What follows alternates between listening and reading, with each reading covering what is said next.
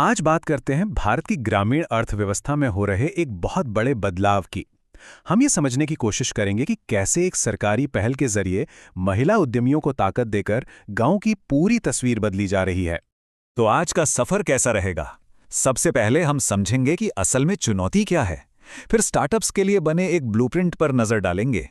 इसके बाद केरल के उस सीक्रेट वेपन की बात करेंगे जिसने कमाल कर दिया। फिर देखेंगे कि एसवीईपी का स्कोरकार्ड क्या कहता है। और आखिर में हम आंकड़ों से आगे बढ़कर इसके असली असर को समझेंगे।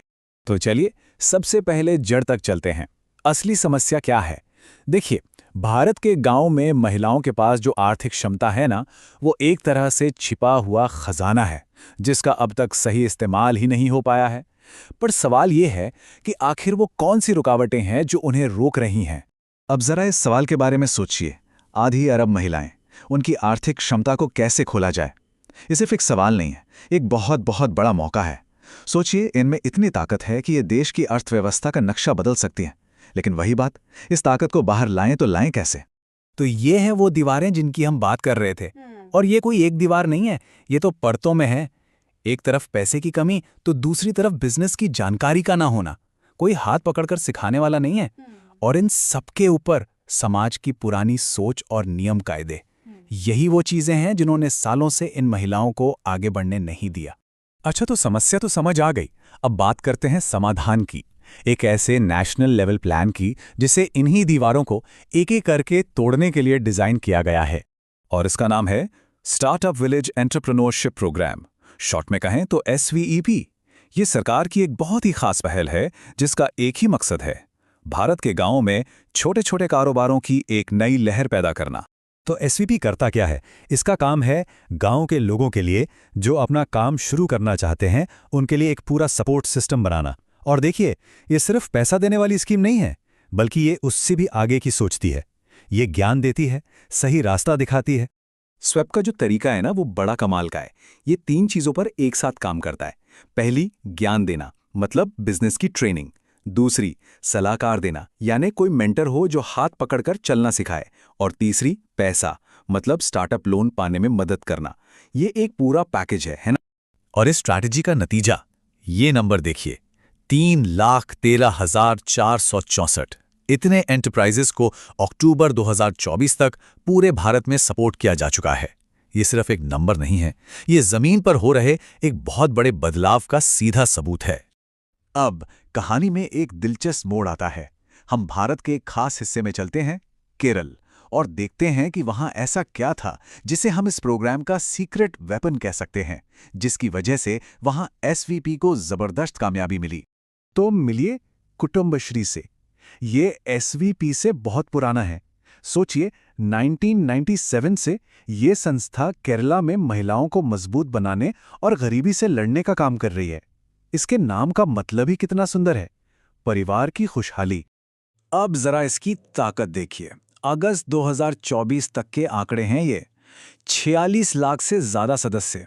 मतलब SVEP के आने से पहले ही केरल में जमीन पर महिलाओं का इतना बड़ा, इतना मजबूत नेटवर्क पहले से काम कर रहा था। ये तो एक तरह से तैयार जमीन थी जिस पर SVP को बस अपनी फसल लगानी थी। और यहीं पर सबसे स्मार्ट मूव लिया गया। केंद्र सरकार ने कुटुंबश्री की इस ताकत को पहचाना और उसे SVP को लागू करने के लिए एक नेशनल रिसोर्स ऑर्गेनाइजेशन बना दिया। मतलब कुटुंबश्री बन गया वो इंजन जो केरल और दूसरे राज्यों में भी SVP की गाड़ी को खींचने लगा। इस एक फैसले ने सब कुछ बदल दिया। ठीक है, कहानी तो बहुत हो गई। अब देखते हैं कि इसके नतीजे क्या रहे। बात करते हैं आंकड़ों की, जो इस प्रोग्राम की सफलता का स्कोर कार्ड दिखाते हैं। सबसे पहले इस चार्ट को देखिए। ये नेशनल रिव्यू का डेटा है। SVEP के तहत जितने भी बिजनेस शुरू हुए, उनमें से 75%, जी हां 75% की मालिक महिलाएं हैं। ये दिखाता है कि ये प्रोग्राम सीधे तौर पर महिलाओं को आर्थिक रूप से कितना मजबूत बना रहा है। और ये कहानी सिर्फ महिलाओं के मालिकाना हक तक ही नहीं रुकती, असर और भी गहरा है। देखिए, 82% एंटरप्रेन्योर्स SC, ST और OBC कैटेगरी से हैं। मतलब ये प्रोग्राम समाज के सबसे जरूरतमंद तबकों तक पहुंच रहा है। और इन बिजनेस से घर की 57% इनकम आ रही है। साथ ही 96% लोग कह रहे हैं कि उनकी बचत बढ़ी है। ये तो कमाल है। और केरल की बात करें तो ये चार्ट सब कुछ साफ कर देता है। देखिए, फेज 1 और फेज 2 दोनों में जो टारगेट था, केरल ने उससे ज्यादा हासिल किया। ये इस बात का पक्का सबूत है कि जब एक नेशनल स्कीम को एक मजबूत लोकल नेटवर्क का साथ मिलता है तो नतीजे हमेशा उम्मीद से बेहतर ही होते हैं। पर क्या ये सब सिर्फ नंबरों का खेल है, बैलेंस शीट का? नहीं, असली कहानी तो इन आंकड़ों के पीछे छिपी है। आर्थिक मजबूती का असल जिंदगी पर जो असर होता है ना, वो बहुत गहरा होता है। चलिए अब उसी मानवीय पहलू को छूते हैं। तो आखिर किस तरह के बिजनेस शुरू हो रहे हैं? अरे सब कुछ, छोटी छोटी बेकरी की दुकानें, कैफे, सिलाई की सर्विसेज, मिट्टी के काम से लेकर सोचिए पूरी तरह से महिलाओं के कंस्ट्रक्शन ग्रुप्स भी हैं। ये उदाहरण बताते हैं कि जमीन पर असल में हो क्या रहा है, कितनी तरह के काम हो रहे हैं। स्वैप महिलाओं को गरिमा और आत्मनिर्भरता की भावना हासिल करने में मदद करेगा, जिससे बड़े सामाजिक परिवर्तन होंगे। ये लाइनें इस प्रोग्राम का असली मकसद बताती हैं।